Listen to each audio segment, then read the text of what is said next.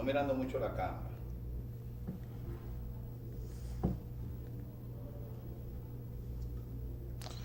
Óigame, padre, buenos días.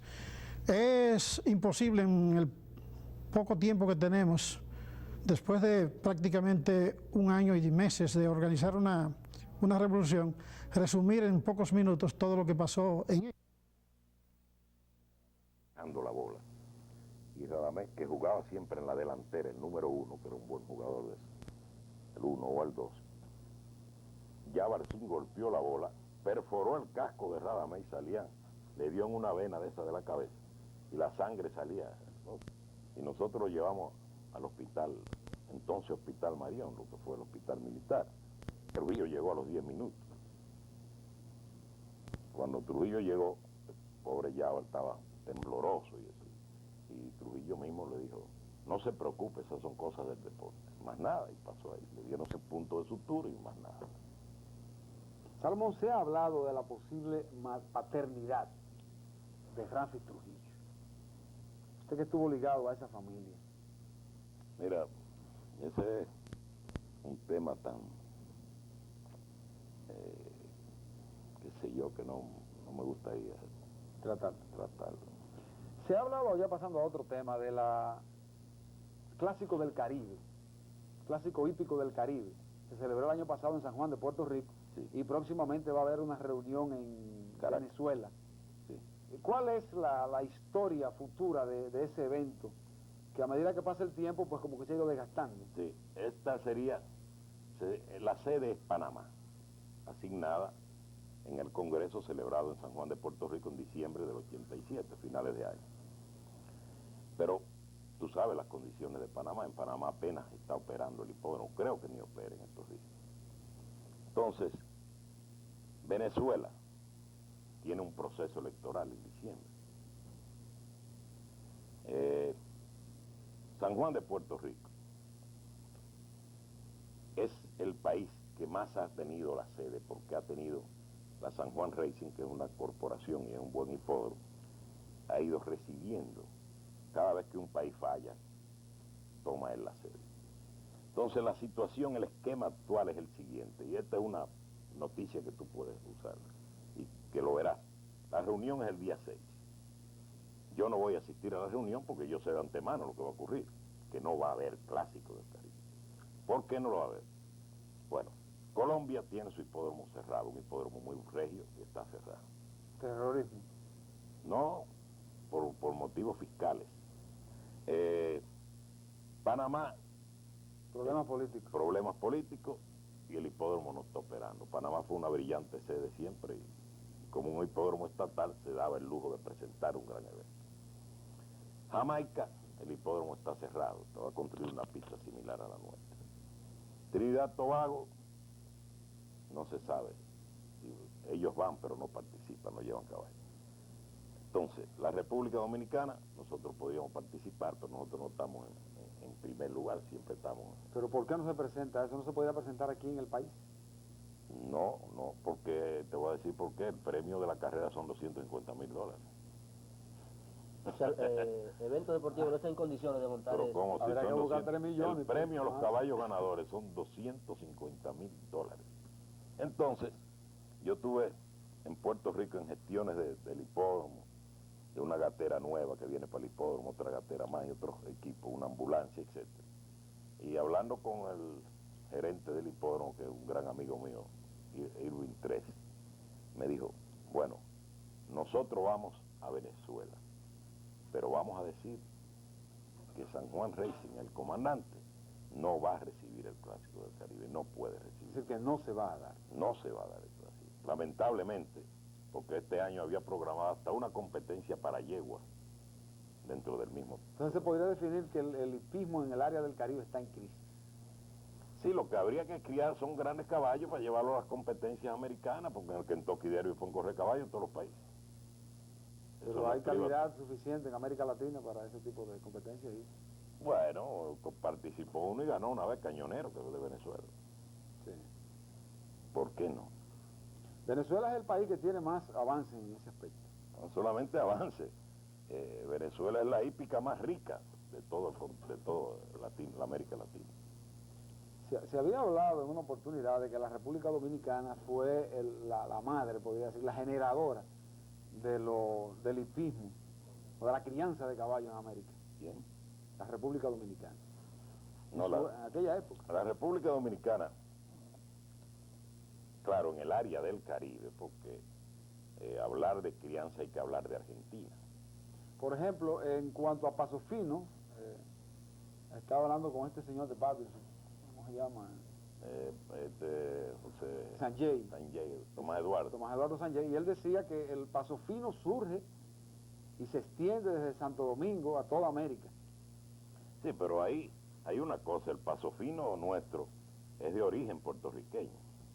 Eso, los orígenes, los caballos que son los jefes de raza del Paso Fino dominicano, son puertorriqueños. Caonabo no era dominicano, era puertorriqueño, el caballo favorito de Trujillo. Y en fin, Platino, Caoba, Licey, no eran dominicanos. Claro, que esa raza se ha mejorado y que hoy día nosotros estamos en mejores condiciones que Puerto Rico. Eso sí es verdad, en Paso Fino. Y en pura sangre, el Aras Nacionales, que fue el Aras de la familia Trujillo, tuvo la más rica sangre de todo el área del Caribe.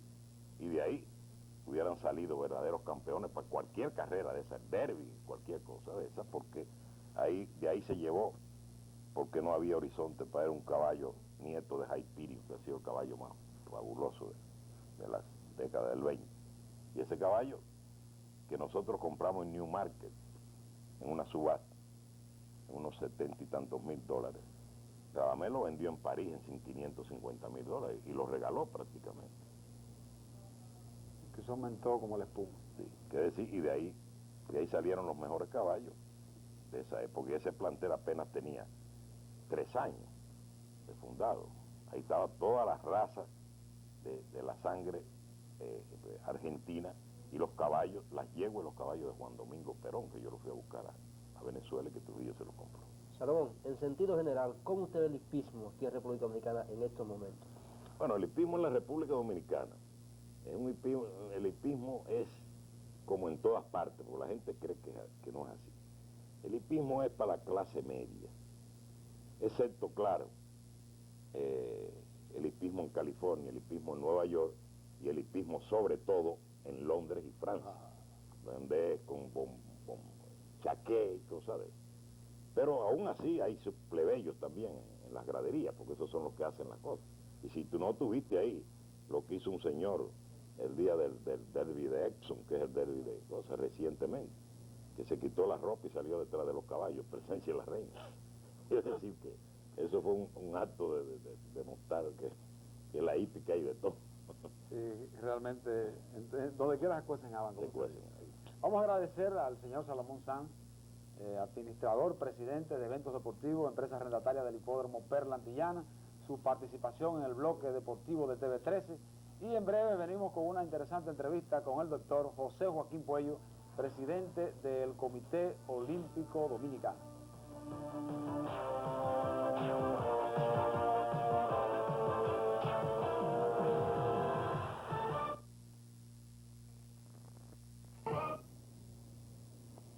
Tenemos con nosotros, como le prometimos, al doctor José Joaquín Puello, presidente del Comité Olímpico Dominicano y de la Organización Deportiva Centroamericana y del Caribe, ODECAO, es decir, el máximo exponente deportivo de la República Dominicana, aunque Polón es miembro del Comité Olímpico Internacional. Sí. Pero José Joaquín realmente tiene una incidencia extraordinaria en toda Centroamérica y del Caribe, en el mundo entero ya.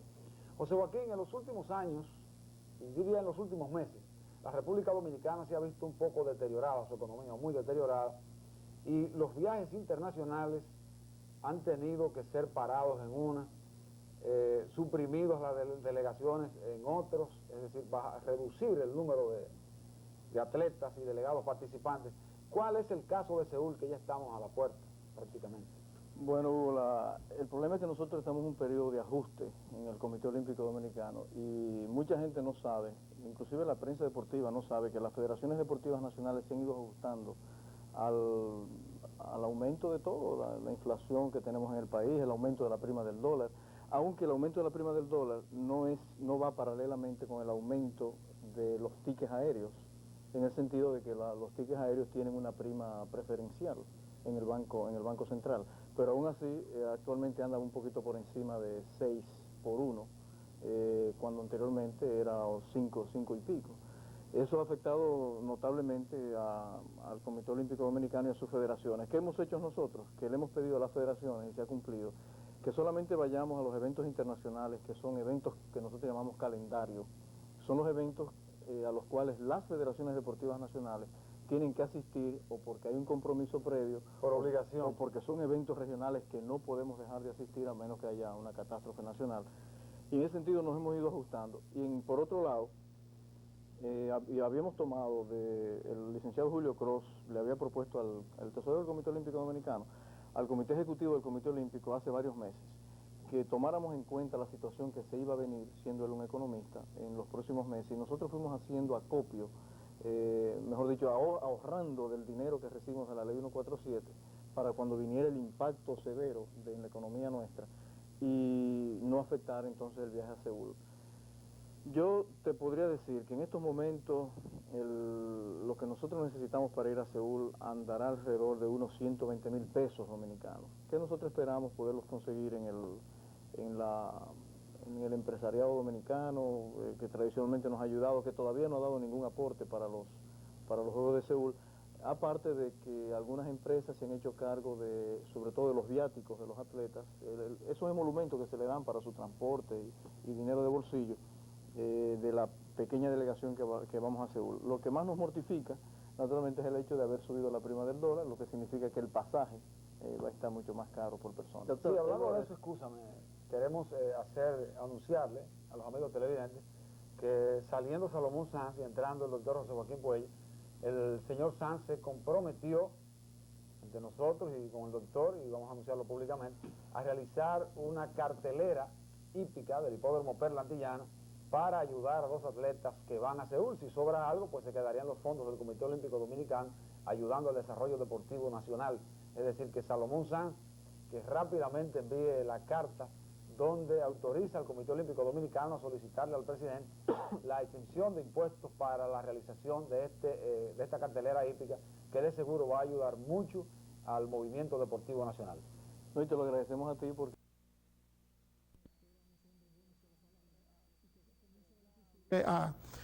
Ya a los 3 minutos de esos, él dio la orden y comenzaron a ametrallarnos. A pesar de ese momento, a partir de ese momento, padre, ya los ánimos estaban muy caldeados y ya prácticamente ahí comenzó una confrontación entre civiles y militares. Los civiles, el pueblo que nos apoyaba a nosotros, y los militares que apoyaban o querían junta militar, que en todo momento y con toda firmeza fue rechazada por quien le está hablando a usted, padre. Entonces, yo, a partir de ese momento, el día 27 de abril, las tantas veces que yo tuve que conspirar y levantarme a las 4 de la mañana y recibir gente en mi casa y yo viajar, hicieron que mi salud se deteriorara. Yo contaba mucho con el coronel Camaño, que me llevaba un grado. Yo era el jefe de la revolución, pero el coronel Camaño me llevaba un grado. Y como yo le conocía con experiencias anteriores en San Isidro, conté con él, le entregué el mando con las tropas organizadas el día 27 de abril a las 9 de la mañana. Posteriormente se produjo, como a las 1 o las 2 de la tarde, un ataque al puente Duarte de la aviación que apoyaba al general Wessing. Entonces,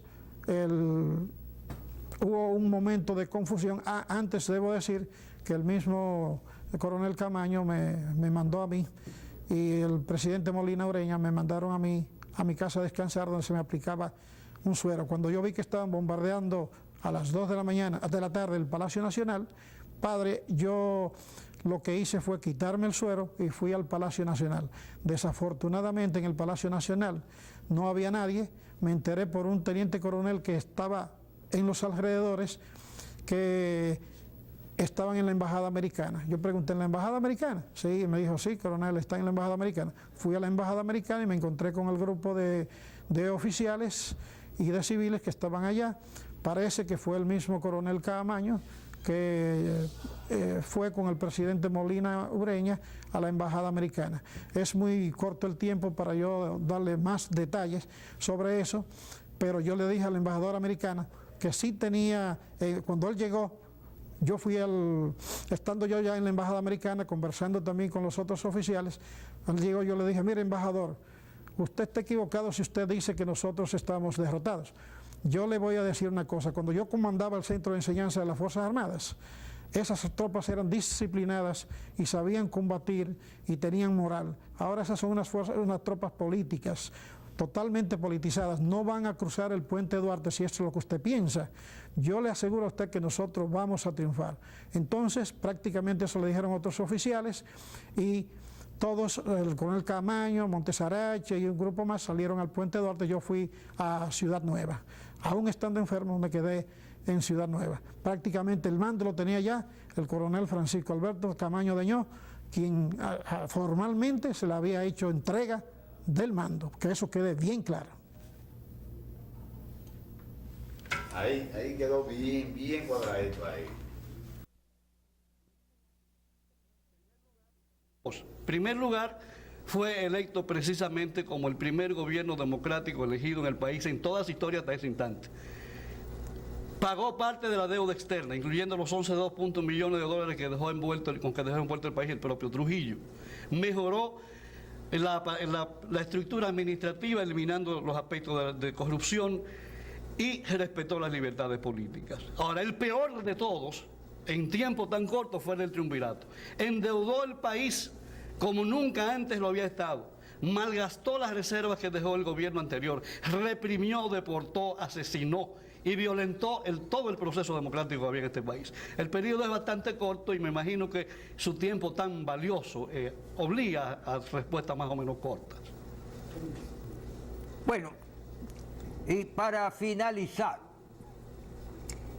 ¿qué otros datos quisiera usted aportar sobre estos temas?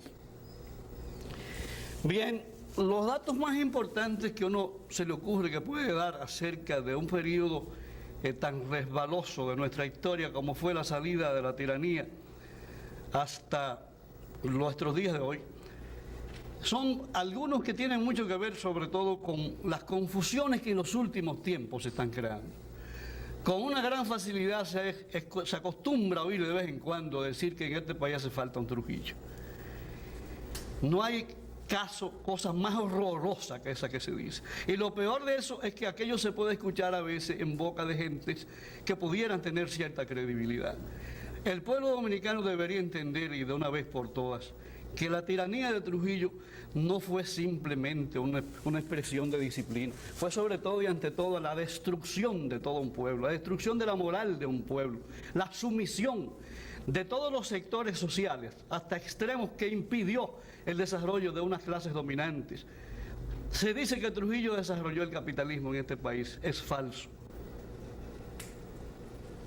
Durante el largo periodo en que Trujillo gobernó este país, hubo ciertamente un cierto desarrollo capitalista, pero no gracias a Trujillo, sino a pesar de Trujillo.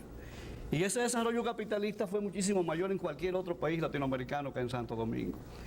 Una prueba contundente de este acerto es que no se puede hablar de un sistema si al mismo tiempo no se desarrollan las clases sociales que sustentan ese sistema. Y aquí no hubo jamás un proletariado en la época de Trujillo, porque había un trabajo que era muchísimo más un trabajo semiesclavo que un trabajo libre. Y no permitió que se desarrollara tampoco una burguesía nacional, porque Trujillo se apropió de todos los bienes de este país. Él era el único patrón, él era el único gran burgués. Entonces, cuando se plantea en este país que con los Trujillo había disciplina, que había desarrollo, es una deformación penosa y altamente peligrosa. Jamás un pueblo se había visto en un estado de depresión, de opresión y de degradación moral como la que vivió este país a lo largo de tantos años. El 14 de junio, le decía a usted, surge en un momento al final de la tiranía de Trujillo, como un movimiento casi espontáneo, como un sentimiento de vergüenza, como un sentimiento de dolor ante el crimen terrible que cometía Trujillo con los hombres que vinieron aquí el 14 de junio de 1959. Y yo pienso que el mejor mensaje que puede dejarse es a estas generaciones que no tuvieron la desgracia de vivir ese periodo, que analicen nuestra historia, como usted está haciendo, padre, que aprendan nuestra historia para que no se vuelvan a repetir en nuestro país los acontecimientos